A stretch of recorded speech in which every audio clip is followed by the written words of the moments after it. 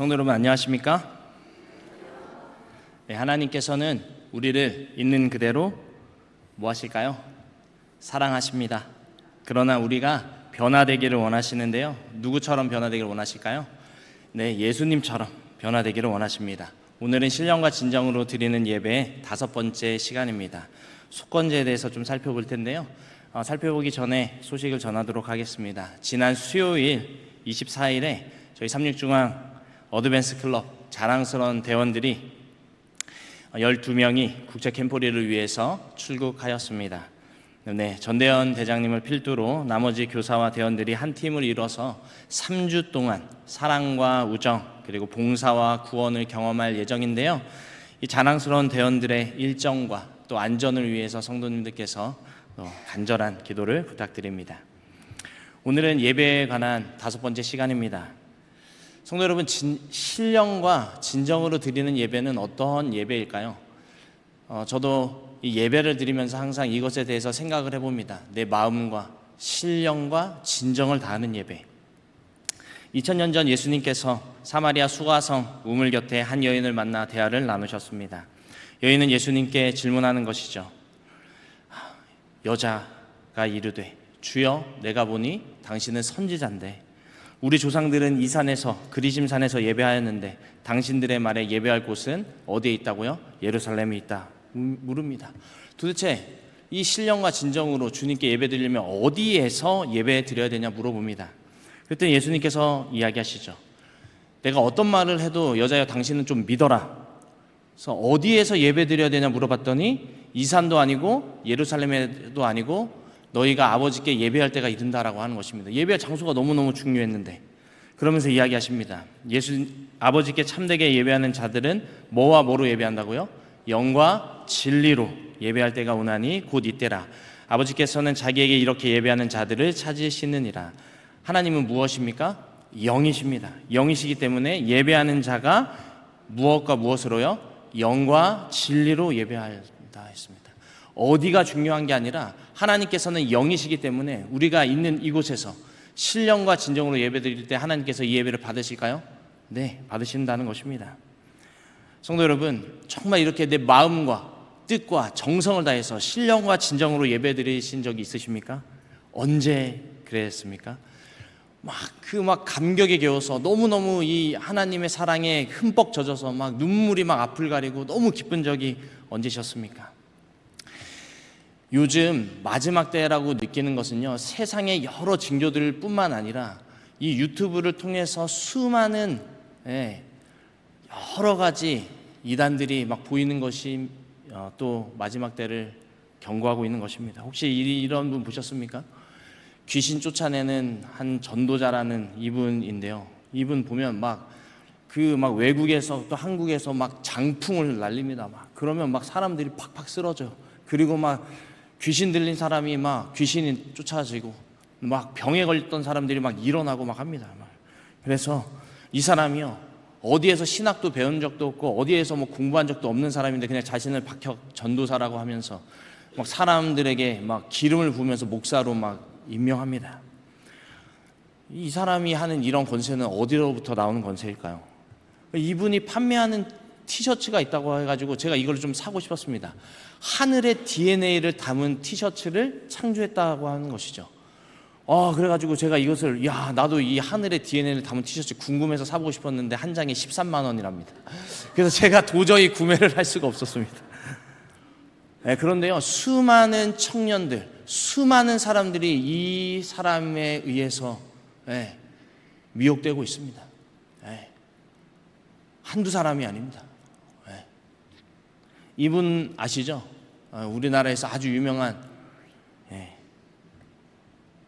이모만이라는 분이십니다.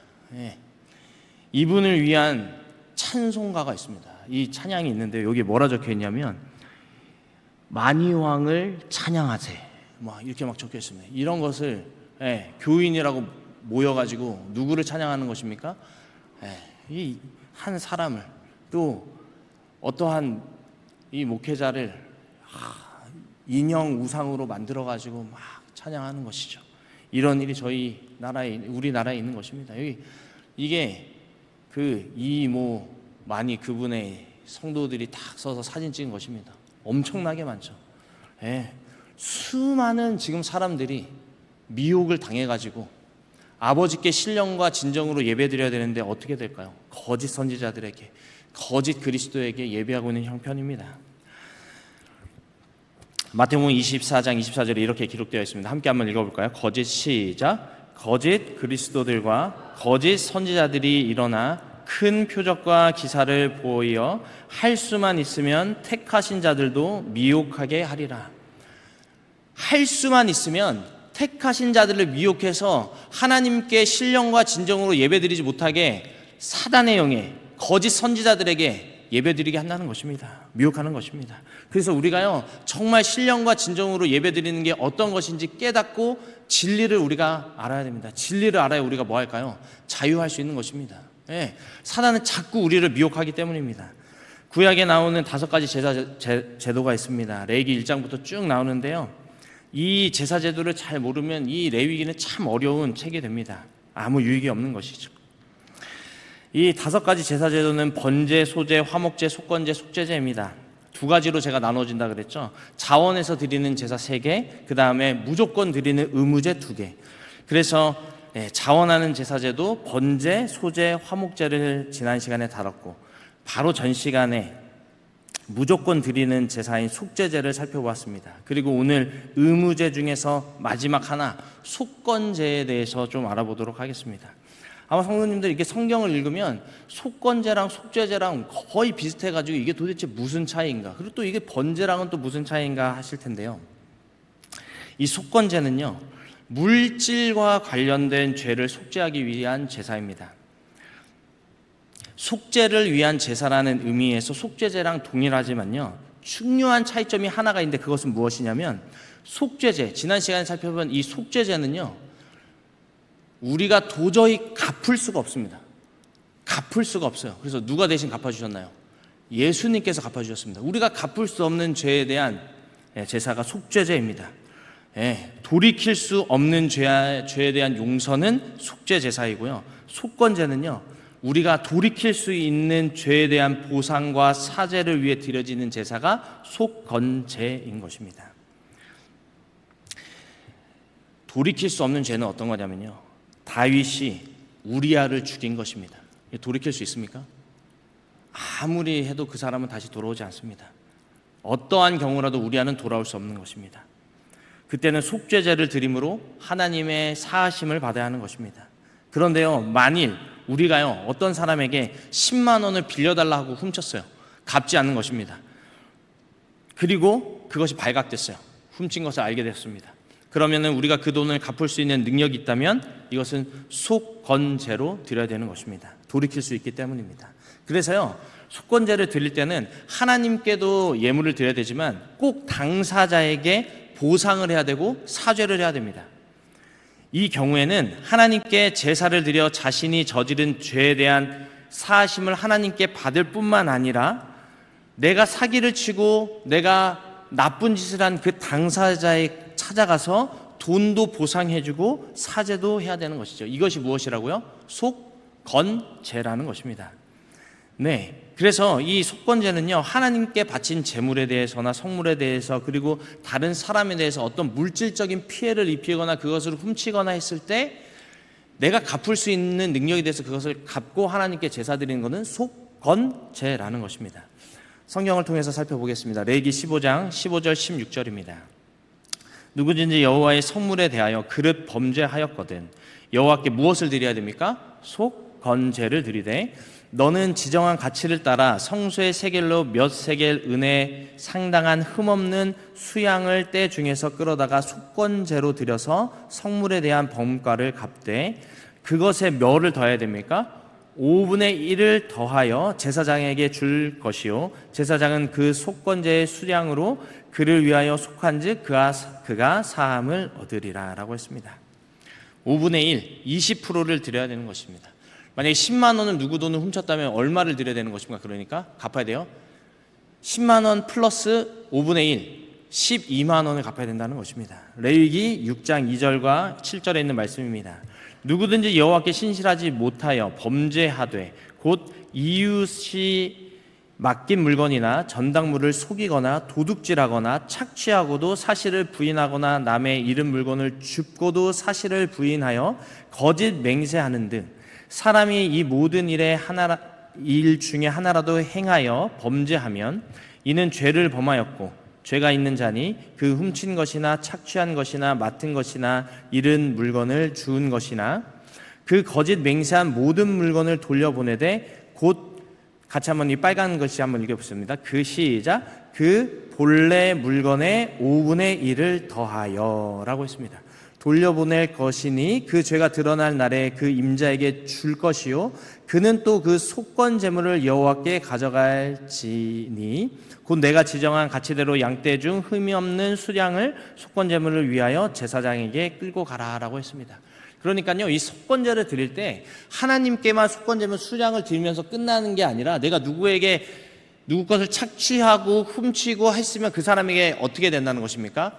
본전도 돌려줄 뿐만 아니라 얼마를 더 쳐서 줘야 돼요? 이자를 20%, 5분의 1을 쳐서 주고 난 다음에 여호와께 속건제사를 드려야 죄가 뭐 한다는 것입니까? 사해진다라는 것입니다. 즉 속건제는요, 하나님뿐만 아니라 누구에게도 의무를 다해야 되는 것입니까? 사람에게, 내가 사기친 그 사람에게까지 의무를 다해야만 마무리가 되는, 속죄되는, 사함을 받는 제사라는 것입니다.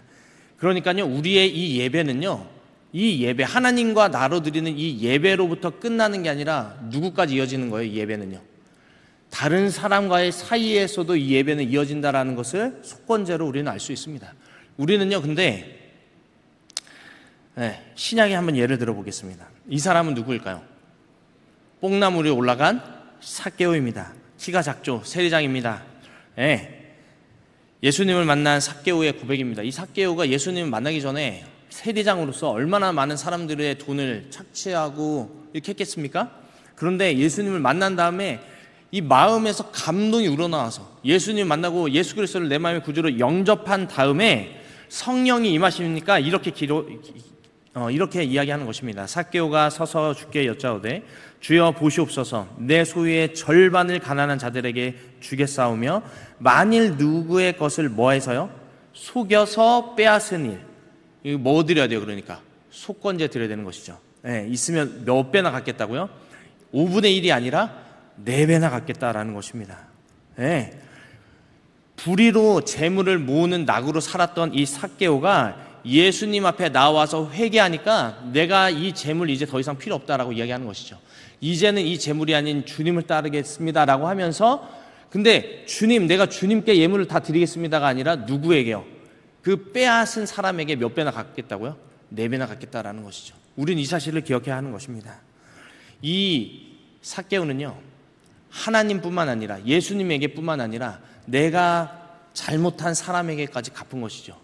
우리의 예배는요, 하나님과 나와 사람과의 사이가 다 같이 일치되는 삶이라는 것입니다.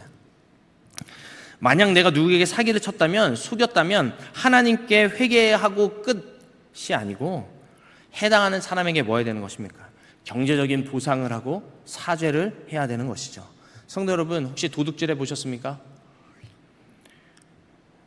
저는 해봤습니다.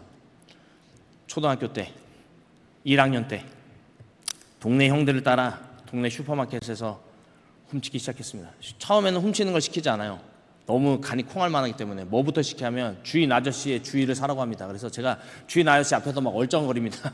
그러면 뭐 할까요? 형들이 막 훔치는 것이죠. 그리고 형들 나가면 따라 나가는 것입니다. 저는 기웃기웃거리다가 싼 물건 하나 사가지고 나가면 형들이 가방을 딱 열면 거기에 온갖 훔친 물건들이 가득한 것입니다. 금은 보화가 가득한 것처럼. 그러면 그것을 나눠서 거기서 막 먹는 것이죠. 처음에는요, 막 간이 막 두근두근 합니다. 그런데 이게 한 번 되고 2번 되고 3번 되고 하면 어떻게 될까요? 스릴이 느껴집니다.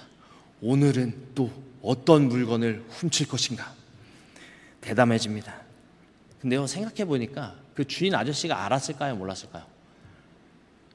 지금 생각해 보면 그 아저씨 다 아는 것이죠.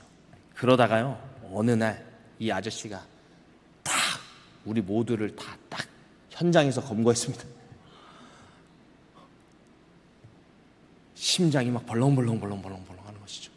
아저씨 그 당시만 해도 뭐 아저씨들한테 맞았잖아요. 막 꿀밤을 막 맞고 막 종이를 다 꺼내라고 해가지고 막 다 눈물 콩 범벅 된 다음에 막 너네들이 여지껏 훔친 거 다 적으라는 것입니다. 적었습니다. 그리고 이 훔친 물건을 가지고 누구한테 가져가라 그래요? 부모님께. 울면서 제가 그 종이를 들고 누구에게 가져갔을까요? 엄마에게 가져갔습니다. 제가 그 종이 쪼가리를 들고 제가 훔친 물건 목록을 들고 어머니께 딱 드렸을 때 엄청난 죄책감과 자책감, 부모님, 제가 엄마에게 얼마나 그때 맞았는지 모릅니다. 그리고 그 종이 쪼가리와 그 제가 훔친 물건에 대한 보상금을 들고 엄마가 그 주인 아저씨에게 찾아갔습니다. 제가 보는 앞에서 그 아저씨에게 사죄를 드리고 그 돈을 갚는 모습을 보면서 제가 엄청난 죄책감과 다시는 내가 물건 훔치지 않으리라. 제가 우리 엄마가 누군가에게 이렇게 머리 숙이는 걸 보니까 너무도 마음이 아픈 거예요. 그 어린 나이에. 이것이 무엇의 이유냐면 속건제의 이유입니다. 우리는요, 하나님뿐만 아니라 당사자에게 가서 사죄하고 갚아야 되는 것이죠. 사람에게도 속건 행위를 하라고 하시는 것은 우리에게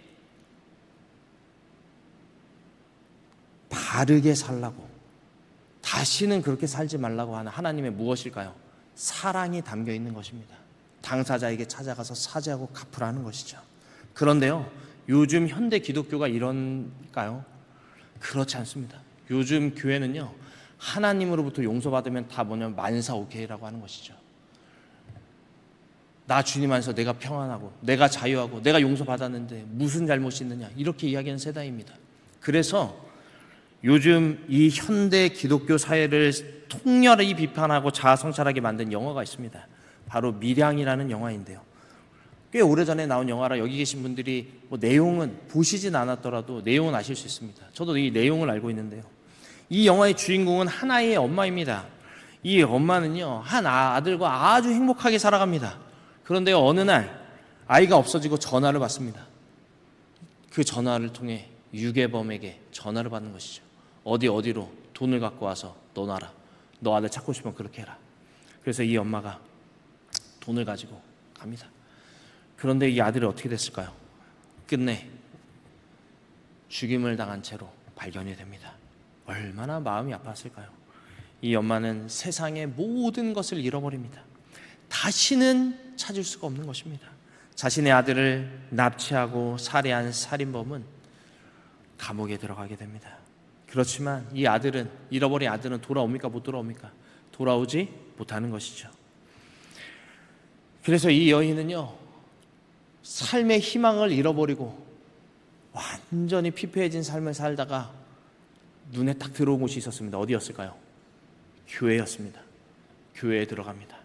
그리고 교회의 목사님의 말씀을 통하여 용서를 깨닫게 됩니다. 하나님의 사랑을 깨닫게 됩니다. 그리고 통곡을 하고 회개하고 용서하고 회복합니다. 마음을 회복하죠.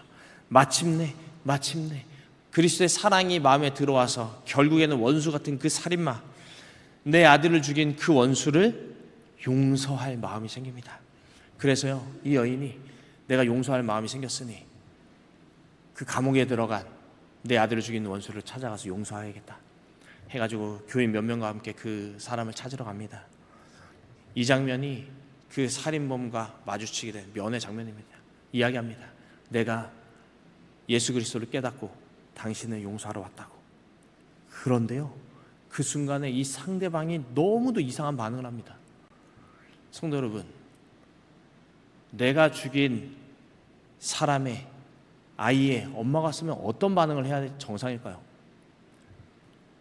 사죄하고 무릎을 꿇고 해도 모자를 판에 이 사람이 뭐라 하냐면 씩 웃으면서 너무도 잘 됐습니다. 나도 예수님 만났습니다. 저도 예수님께 용서를 구하고 회개하고 다 용서받았습니다. 주님 앞에 사죄했습니다. 함께 예수님 믿어서 정말 감사합니다. 그렇게 얘기하는 거예요. 당사자 이 여인에게 나도 용서받았으니 참 감사하다, 이렇게 이야기하는 거예요. 이 여인이 난 아직 용서하지 않았는데, 내가 용서하러 왔는데 왔더니 이 사람이 이미 뭐 받았다는 거예요? 용서받았다는 거예요. 가해자가 자기 마음대로 스스로 용서받았다는 것입니다. 이것이 요즘 기독교의 민낯입니다. 피해자가 있는데 그저 용서받았다라는 것이죠. 당사자에게 사죄가 없는 것입니다. 이 여인은요, 이 경험을 하고 난 다음에 완전히 정신이 나가버립니다. 하나님과 막 싸우기 시작합니다. 내가 용서 못했는데 하나님이 용서하시다니요. 왜요? 왜 그러셔야 됐나요?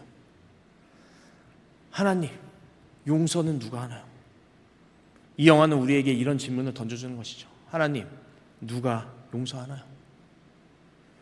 요즘 우리 기독교회가 욕을 먹는 이유가, 세상은 용서하지 못했는데 교인들은 다 모아받았다는 거야. 나 용서받았다라는 것입니다. 교회 안에서 일어나는 비리, 여러 가지 사건과 사고, 성폭력, 이런 모든 것들이 당사자에게 사죄가 되지 않고 당사자에게 갚지 않았는데 뭘로 끝난다는 것입니까? 누구에게 용서받으면? 하나님께 용서받으면 끝이라는 것입니다. 속건제를 전혀 모르는 거예요. 하나님께서는 우리를 그렇게 알려주지 않았습니다. 우리에게 속건제를 알려주신 이유가 있습니다. 야곱과 에서를 잘 아실 것입니다. 형인 에서를 속인 야곱. 야곱은요, 형 에서를 속이고 장자의 축복을 받습니다. 형 에서는 엄청난 화가 나서 이 동생을 죽이려고 하죠. 바로 뭐합니까? 이 동생은 36개 주랭랑 도망을 칩니다. 그런데요, 그날 밤 밧단 아람에 있는 이 외삼촌 집으로 향하는 야곱의 발걸음은 급하고 무섭고 두려웁니다. 그냥 길바닥에 누워서 자는 것이죠. 언제 형이 나를 죽일지 모르는 그 두려움 때문에 한 장소에 이르러서 너무 힘겹게 그냥 너무 지쳐서 누워버립니다. 그날 밤 꿈속에서 이 사닥다리를 통해 하나님을 보게 됩니다. 꿈결 속에서 이 야곱은 누구를 만난 것입니까? 하나님을 만난 것이죠. 그리고 하나님을 생각하고 서원하고 결단 합니다. 그리고 이제 이 나와 동행해 주신 하나님을 믿기로 결심하는 것이죠. 이제는 이 하나님이 나의 하나님이 되십니다. 그렇지만요, 하나님은 함께 하시지만 여전히 형과의 관계는 뭐 되어 있습니까? 깨어져 있습니다. 그래서요, 수년이 지난 다음에 이 야곱이 형인 에서를 만나러 갈 때, 형 도망치다가 다음날 예수님 만나서 다 용서되고 다 회복했어, 형 나 완전 자유해 하면서 이렇게 당당하게 갑니까? 아닙니다. 이렇게 갑니다. 창세기 32장 13절부터 15장입니다. 야곱이 거기서 밤을 지내고 그 소유 중에서 형 에서를 위하여 뭐를 택했습니까? 예물을 택한 것입니다. 성도 여러분, 돈만한 게 없습니다. 물질만한 게 없습니다. 아내랑 심하게 싸우고 제가 무슨 말로 해도 잘 회복이 안 되는데 꽃 한 송이 사들고 가면 어떻게 될까요? 마음이 녹는 것입니다. 예물을 택해서 암년소가 200이요 수염소가 20, 암양이 200, 순양이 20, 전나는 낙타 30, 암소가 40, 황소가 10, 암낙이 20, 새끼낙이 10, 수많은 예물을 앞으로 쫙 보내는 것입니다. 뭐 해달라고 할까요? 이게 나를, 형, 이 예물을 보고 나를 뭐 해달라고? 용서해달라는 것입니다. 그리고요, 자기 도망가려고 예물 다 보내놓고 막 이 자식들과 막 아내들과 막 이 모든 사람을 약간의 앞장세고 자기가 제일 뒤로 가려고 하다가 하나님과 씨름해가지고 허벅지 뼈가 탁 부러진 다음에 도망도 못 가게 된 다음에 하나님을 깨닫고 난 다음에 그 다음에는 자신이 제일 앞으로 가고 아내와 자식들을 뒤에 두고 결국 누구를 만날까요? 에서를 만납니다. 성도 여러분, 당당하게 만날까요? 나 용서받았네, 나 자유하네, 형도 자유해? 뭐 이랬을까요? 아닙니다. 400명의 장정을 거들고 이 에서가 오는 것입니다. 용서는 누구의 몫일까요? 에서의 몫입니다. 이 야곱은 용서를 구하는 자예요. 야곱은요, 완전히 엎드립니다. 몸을 7번이나 엎드려 절합니다. 하나님께 용서받았지만 당사자인 에서에게는 용서를 구해야 되는 것이죠. 형인 에서는 이 야곱을 용서한 것입니다.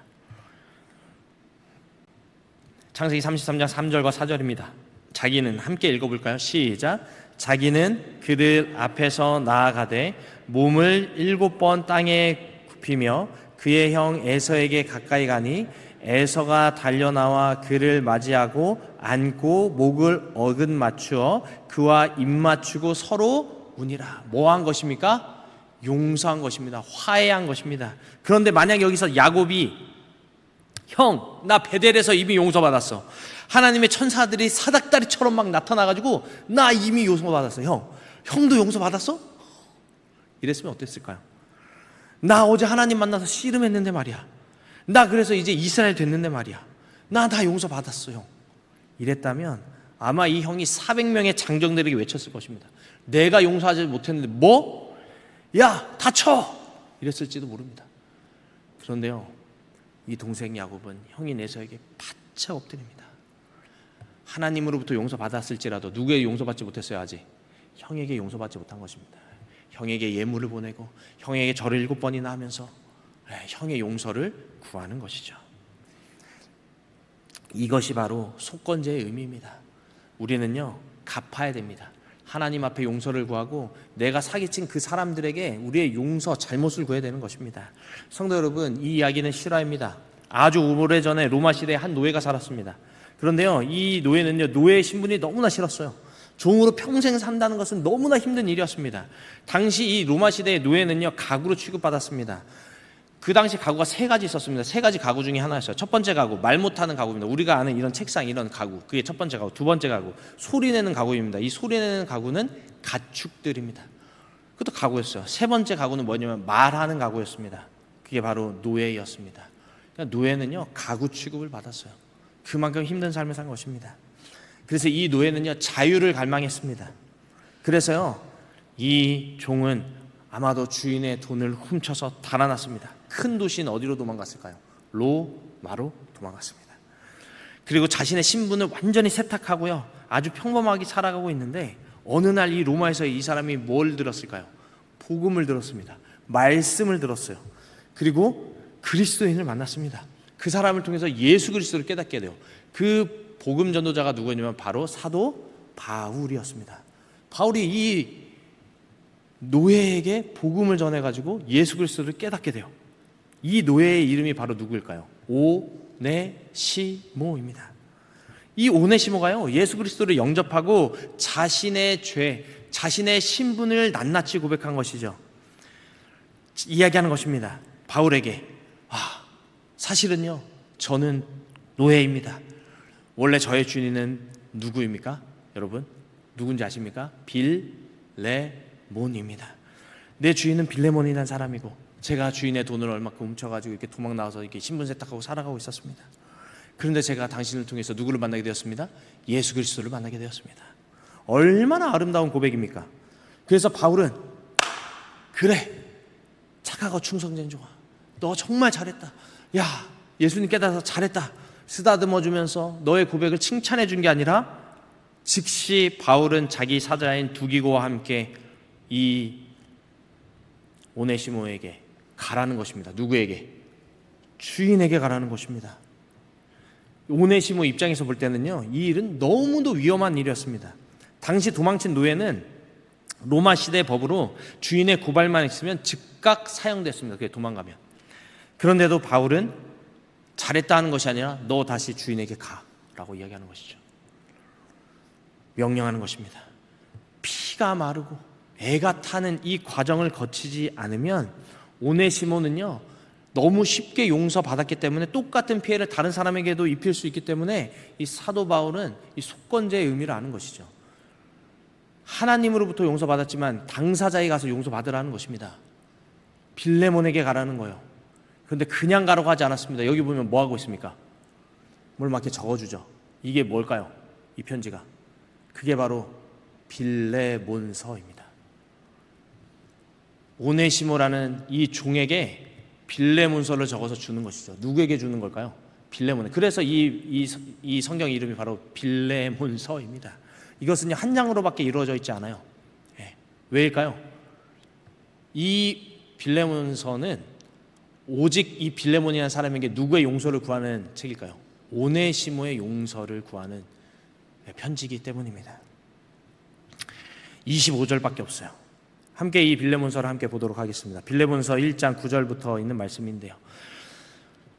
이 사도 바울이 그냥 보내는 게 아니라 편지 한 장을 썼는데 이 편지에 구구절절하게 내용이 들어가 있습니다. 도리어 사랑으로서 간구하노라. 나이가 많은 나 바울은 지금 또 예수 그리스도를 위하여 갇힌 자 되어 갇힌 중에서 낳은 아들 누구요? 오네시모를 위하여 내게 간구하노라. 빌레몬에게 간구하는 것이죠.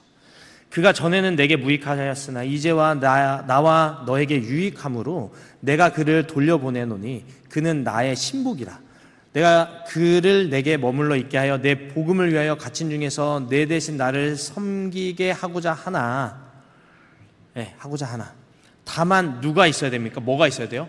내 승낙이 없이는 내가 아무것도 하기를 원하지 아니하노니 이는 너의 선한 일이 억지같이 되지 아니하고 자의로 되게 하려 함이라. 그러니까요, 하나님으로부터 용서받았다고 이 사람 그냥 가만히 놔두는 게 아니라 당사자를 위해서 찾아가게끔 하고 그 사람을 위해서 편지를 써주는 것이죠. 그러면서 이렇게 얘기합니다. 아마 그가 잠시 떠나게 된 것은 너로 하여금 그를 영원히 두게 함이니라. 이후로는 종과 같이 대하지 아니하고 종 이상으로 곧 사랑받는 현재로 둘 자라. 내게 특별히 그러하거든 하물며 육신의 주 안에서 상관된 내게라. 라고 이 사람 이제는 종처럼 대하지 말고 형제처럼 대하라라고 이야기하면서, 그렇지만 여기서 끝내는 것이 아니라 속건제를 해야 됩니다. 그러므로 내가 나를 동력자로 알진대 그를 영접하기를 내게 하듯 하고, 그가 만일 내게 불의를 하였거나 뭐 했을까요? 도망가면서 돈 훔쳐갔겠죠. 불의를 하였거나 내게 뭐가 한 것이 있으면, 빚진 것이 있으면 이 오네시모 갚을 능력이 있습니까? 없습니까? 없으니 내가 뭐 하겠다는 것입니까? 그것을 내 앞으로 뭐 하라고요? 계산하라는 것입니다. 내가 뭐 해주겠다는 것입니까? 여기 보니까 나 바울이 친필로 쓰노니 내가 갚으려니와. 내가 이외에 내 자신이 내게 빚진 것은 내가 말하지 아니하노라. 오 형제여, 나로 주 안에서 너로 말미암아 기쁨을 얻게 하고 내 마음이 그리스도 안에서 평안하게 하라. 그냥 얘 좀 용서해줘라고 쓴 게 아닙니다. 이 종이 오네시모가 너에게 빚진 것이 있으면 내가 뭐 하겠다는 것입니까? 갚아주겠다라는 것입니다.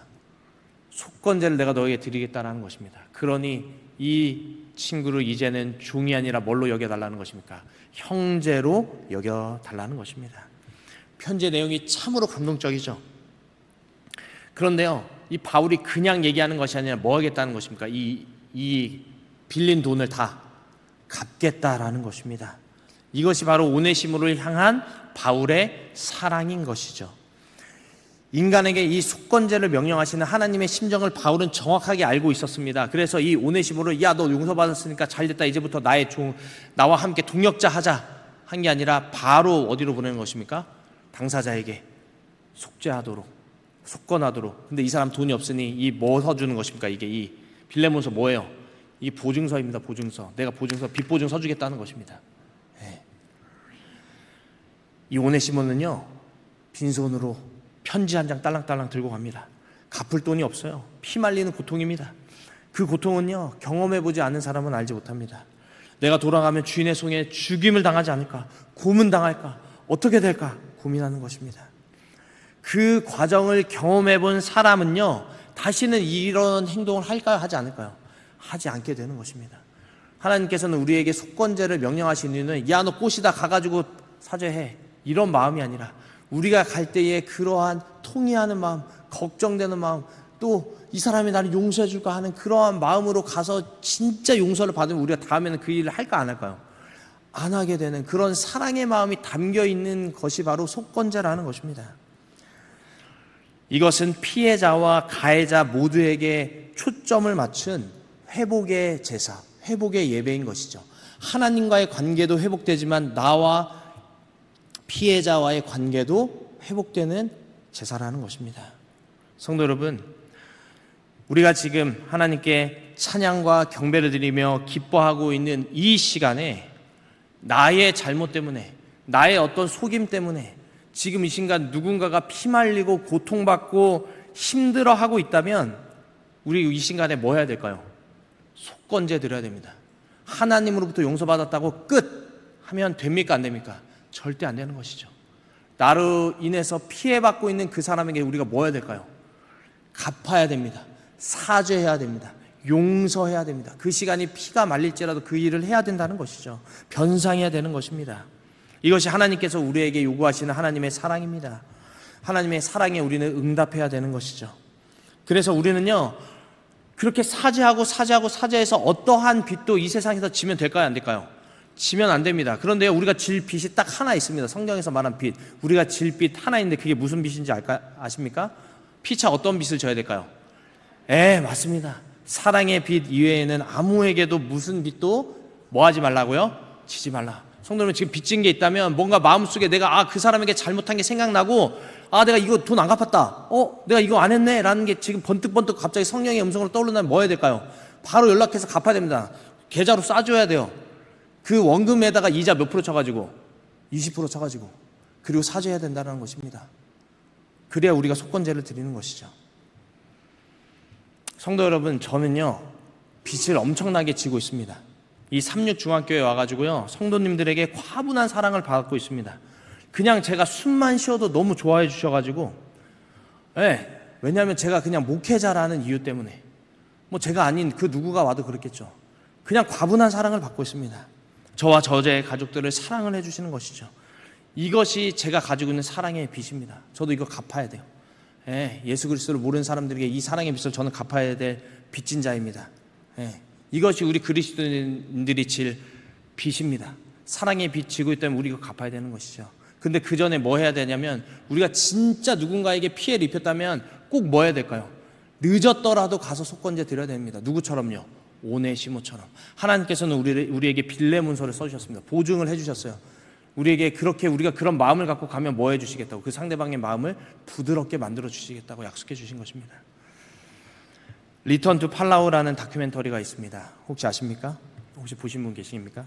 이 유튜브에 처음에 나오는데 이거 유료로도 볼 수 있습니다. 이것은요 실제 팔라우라는 곳의 재림교회의 실화를 다룬 다큐멘터리입니다.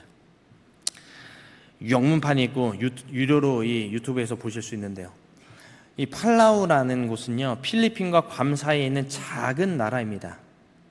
필리핀 팔라완이 아니고요, 팔라우입니다. 인구 2만 1000명, 그리고 8개의 섬으로 이루어져 있는 작은 나라인데, 이 작은 나라에 재림교회가 총 7개 있다고 합니다. 그중 코로르라는 교회에, 이 교회에는요 이 팔라우 나라의 여왕이 매주 안식일에 다니고 있습니다. 2002년도에 루이마르라고 하는 선교사가 이 팔라우 코로르 재림교회 목사로 부임하게 됩니다. 이 사진은 그분의 가족 사진이고요, 부임 당시 멜리사라는 딸은 9살이었고 아들 라리소는 10살이었습니다. 이 루이마르 목사님은요 미국 앤드류스 대학교에서 공부한 적도 있고요, 또 이분의 부모님은 아마존에서 선교사를 할 정도로 대대로 이 선교사 가정, 재림교회 가정이 있습니다. 그런데요 이 가정에 비극이 일어납니다. 부임한 지 1년 정도 됐을 때, 2003년에 이 당시 루이마르 가정이 살던 집이 삼육학교에 마련된 사택이었는데요, 그해 이 교장 선생님 사택이 공사를 진행했습니다. 그래서 인부들이 이 공사하느라 선교사 사택 앞을 자주 지나다녔는데요, 그런데 이 지나다니다 보니까 우리에게 없는, 이 미국에서 온 가정이기 때문에 좋은 텔레비전, 그리고 막 비디오 게임을 막 하고 있는 걸 보고, 막 컴퓨터, 좋은 컴퓨터, TV 막 이런 걸 본 것입니다. 그래서 어느 날 새벽 3시에 이 딸인 멜리사가 잠을 자다가 비명소리를 듣고 마루로 나가보니까 괴한이 집을 침입해서 흉기로 부모님과 오빠를 살해했습니다. 이 멜리사는 거의 정신이 나간 상태로 그대로 이 괴한에게 납치되어 잡혀갑니다. 이 괴한의 이름은 저스틴이었습니다. 이 아주 작은 나라가 완전히 발칵 뒤집혔습니다. 선교사 부부와 아들이 살해되고, 그들이 다니는 교회는 그 나라 여왕이 다닌 교회였으니 이 소식이 막 전 세계의 뉴스로 퍼져나갔습니다. 그리고 범인이 검거됐어요. 멜리사는 구조되었습니다. 대통령이 방송에서 공개 사과를 했습니다. 이게 그 방송 장면입니다. 미국에서 할머니, 할아버지, 가족들이 왔습니다. 관이 3개인 것이죠. 3개를 놓고 이 팔라우의 장례식이 열린 것입니다. 그리고 여기 사진에 보면 이 왼쪽 변에 이 무늬 있는 옷, 아이가 보이시죠? 이 아이가 멜리사입니다. 그리고 여왕입니다. 여왕이 이 장례식장에 참여해서 함께 웁니다. 이때 놀라운 일이 벌어지는데요. 멜리사의 할머니 장례식장에서 누군가를 부릅니다. 누구를 불렀을까요? 다름 아닌 이 살인마 저스틴의 어머니를 불렀습니다. 그 어머니가 이 장례식장에 사죄하는 마음으로 아들 대신 참석한 것입니다. 일어나질 못해요. 그러니까 주변 사람들이 일으켜 세워줍니다. 네, 이 아들을 잃은 엄마가 자기 아들을 죽인 살인마의 엄마를 단상에 불러서 어깨동무를 합니다. 그리고 이렇게 이야기합니다. 우리는 모두 어머니입니다. 우리는 아들에게 옳고 그름을 가르치며 최선을 다해 기릅니다. 그러나 그들이 성인이 되었을 때 그들은 자신의 선택을 합니다. 어머니, 내가 당신을 용서합니다.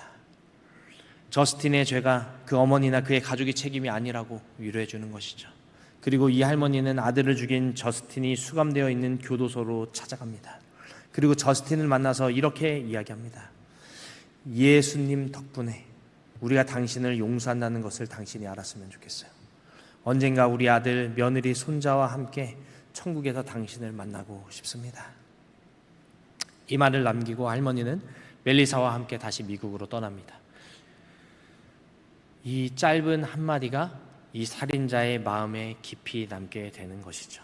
시간이 흘러서 이 팔라우 코로르 교회에 티아고라고 하는 포르투갈 출신의 새 목사님이 부임을 합니다.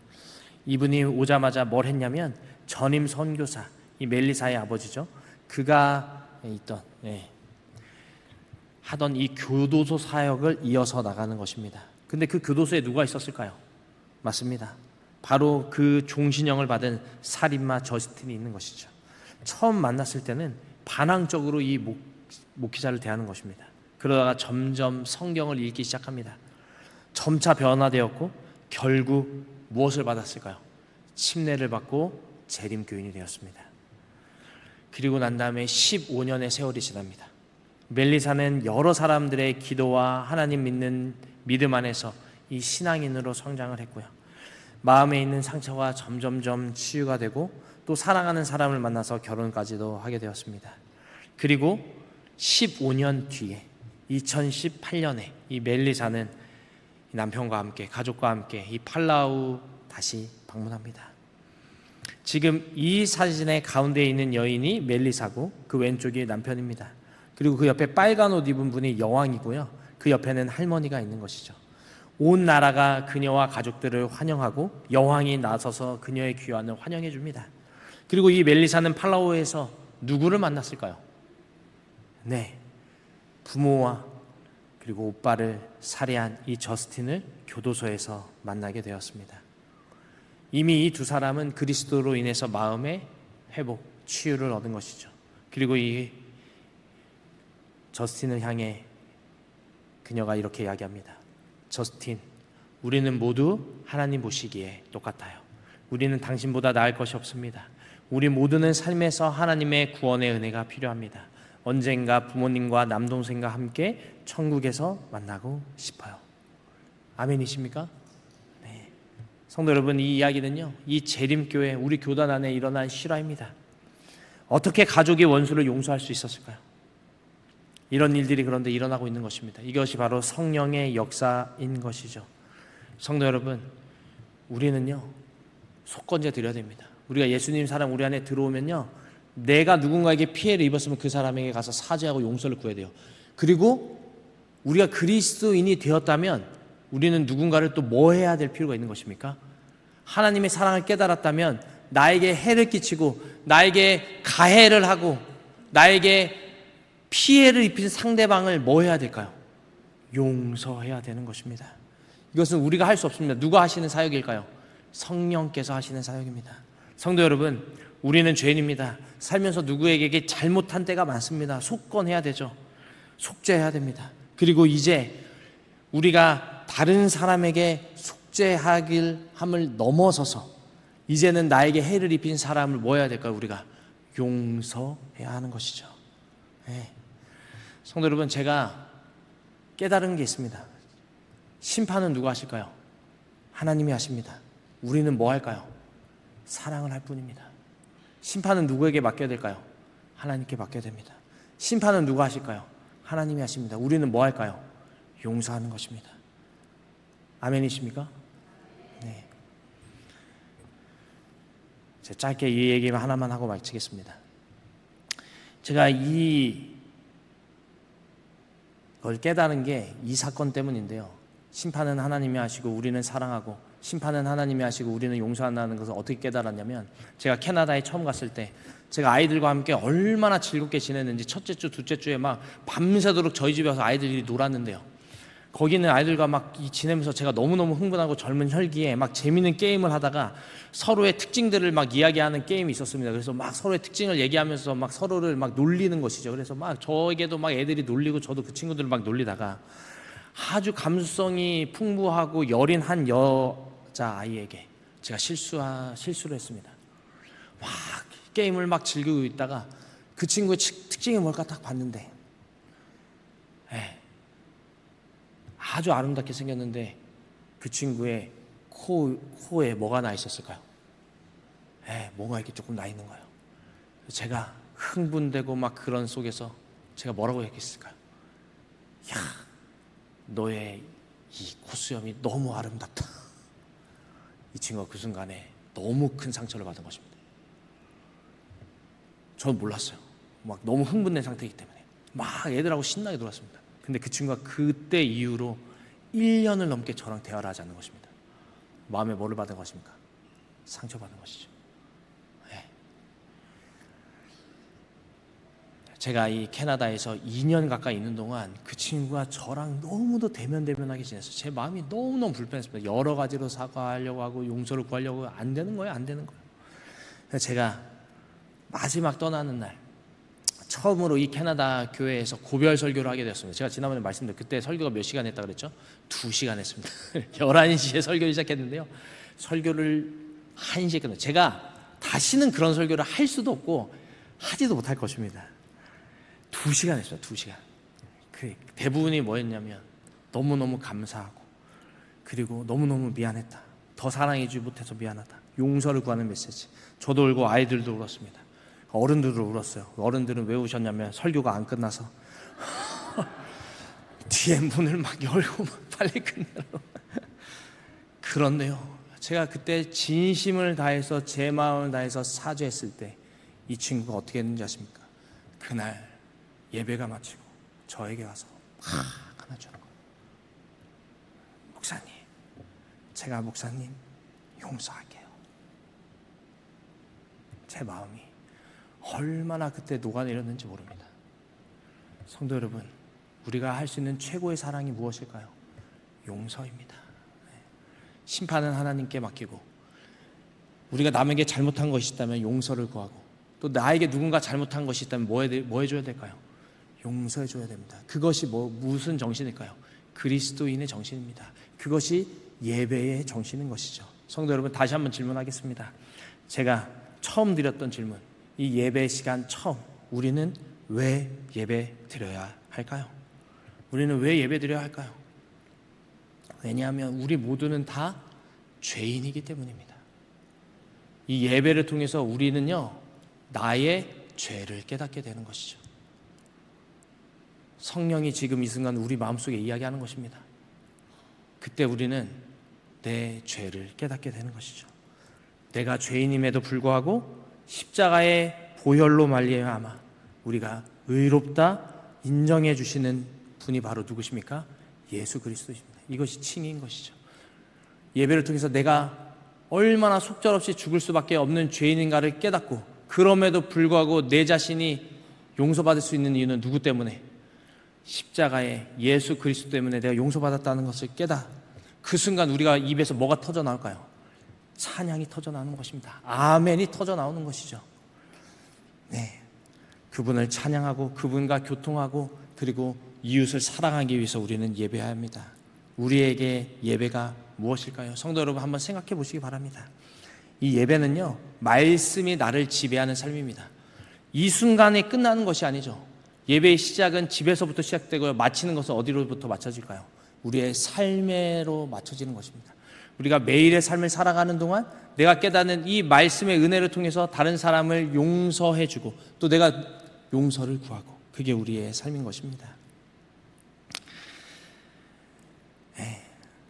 성도 여러분, 오늘 저의 이 말을 통해서 성령님께서 함께 하셨다면 저에게 뭐부터 드려야 될까요?